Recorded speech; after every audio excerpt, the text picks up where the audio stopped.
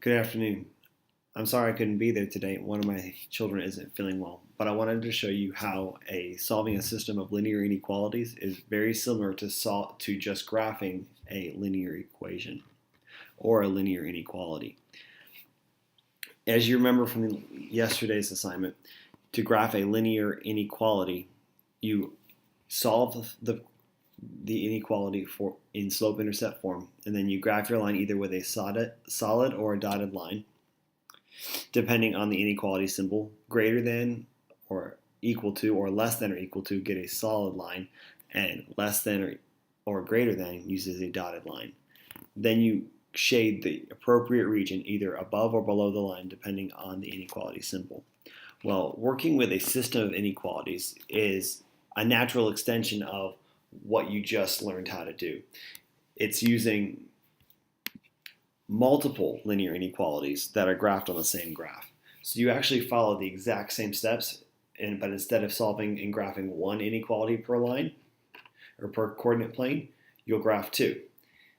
So we already know about the solution of a linear inequality that it is almost an infinite or multiple solution with any section in any ordered pair in the shaded section.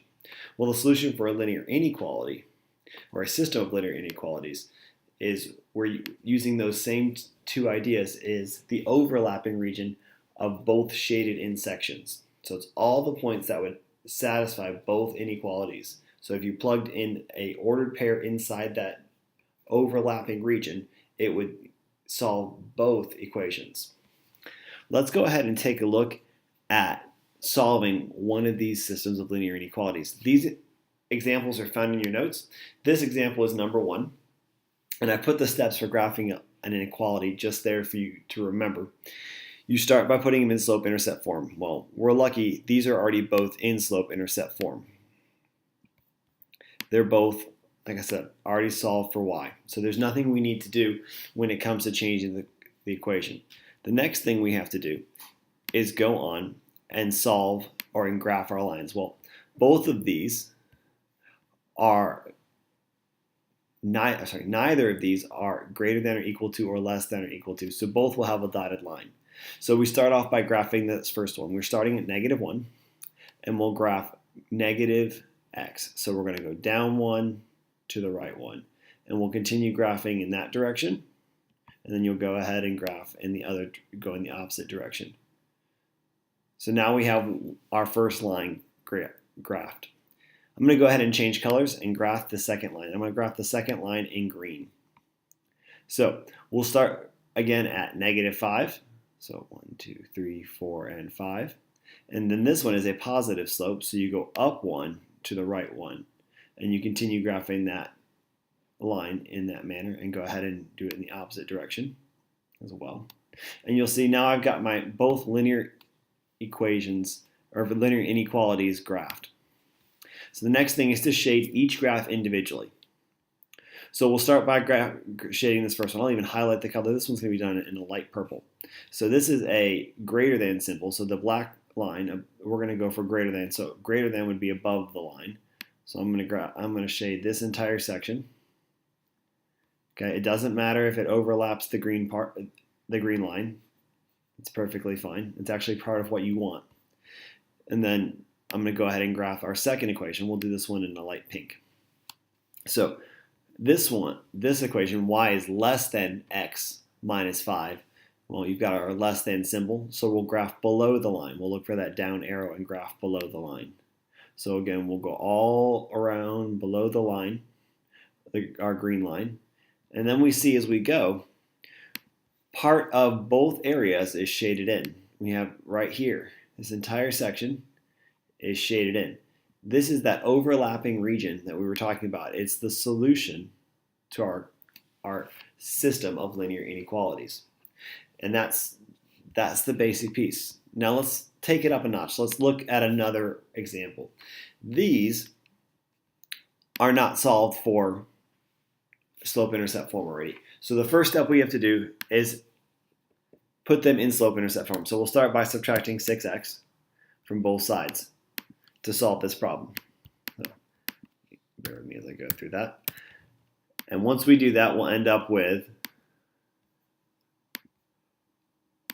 4y is greater than negative 6x plus 12. Now that's still not in slope-intercept form, but we can go ahead and divide everything by positive 4. Remember that when you're dividing, if you divide by a negative coefficient, say if our 4 was negative, we'd have to switch our sign. But let's go ahead and finish this equation. By dividing each by 4, we get y is greater than, now we have negative 6 over 4, which I can reduce down to negative 3 halves. And then 12 divided by positive 4 is going to give us a positive 3. So there's our first line. Now let's go ahead and solve our second equation. Now this one we know is going to have a negative, and divide by a negative because we have our negative sign right here. But we'll go ahead and start the same way. We'll go ahead and subtract 3x from both sides, which will give us a negative 4y is greater than negative 3x plus 8. Now, our next step, again, is to divide everything by negative 4. Now, because we're dividing by a negative sign, we have to remember very quickly that we change our inequality to the opposite. So we'll go through and finish our division. Negative 3 divided by negative 4 is 3/4 x. And positive 8 divided by negative 4 is a negative 2. So as we solve this, now we've got both equations solved for for y. Now we're going to go ahead and graph our lines. Let's start by graphing our top line. We'll graph this one in blue. Just to help us remember, we'll put that color right there. So we'll start at positive 3, and we'll go down 3 to the right 2.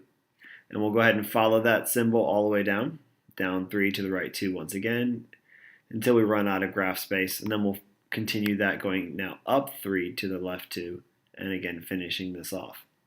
So there's our first line graphed. Let's graph our second line. This time we'll use red. So we'll have our line set here for red. You're welcome as you graph yours to do yours in different lines. Again, these are both inequalities are greater than or less than, so I'm using dotted lines. So we'll start with our second inequality. So we start at negative 2 this time, and we're going to go up 3 to the right 4. And we'll follow that pattern each time. And we'll extend our line opposite, so we'll go down 3 to the right 4, or left 4, I'm sorry, and then down 3 to the left 4 again. So we've got our line. There we go. Make sure I've got my lines correct. Down 3 to the right 4. Yep, that works perfectly. Now that I've got those both great shaded or graphed, let's go ahead and shade both lines. Again, I'll shade them with a highlighter. I'll use light green on our first one. So this is greater than. So we'll shade it above the line. So we'll shade this whole section right here. And see, all right, let's get that all shaded in as neatly as I can. And then finally, I'll shade our second one. We'll shade this one in a light blue. Go ahead. Okay. So now we have y is less than. So we're going to go below the line. So we're looking for that down arrow. And we'll shade this section below the line.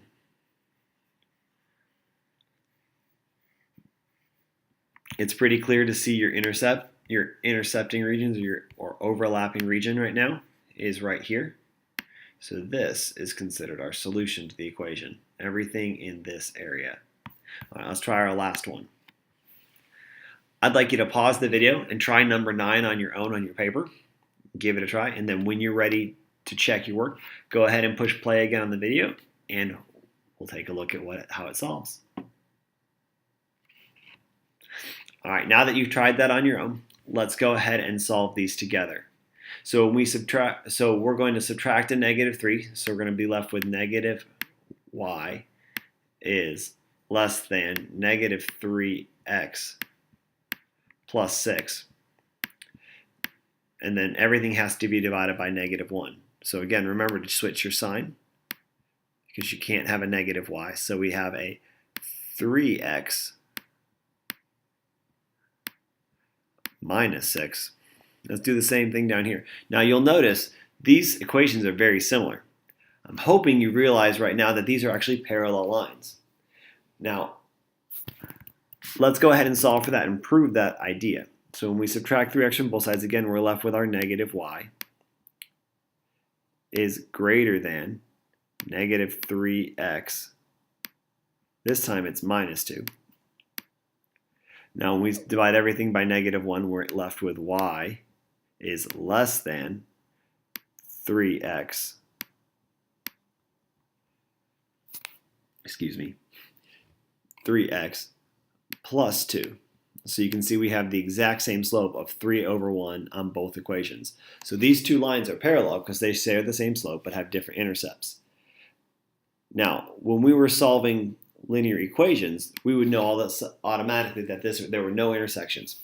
But because we're doing linear inequalities, we still have to graph our equations because depending on how the overlapping sections, there may be an answer. There may be no solution if there's no overlapping regions, but it's quite possible that there are overlapping regions. So we still need to go ahead and graph these. So we'll start at negative 6, 3, 4, 5, and 6. We'll go up 3 to the right 1. So we'll go ahead and continue that pattern all the way off the graph. There we go. Do the same thing down below. There we go. All right.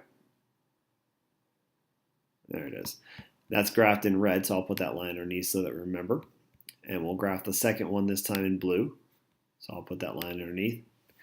And this one is started at positive 2 this time and graphs the positive 3 both times. We'll go ahead and make our line, get them graphed completely. Okay, there we go.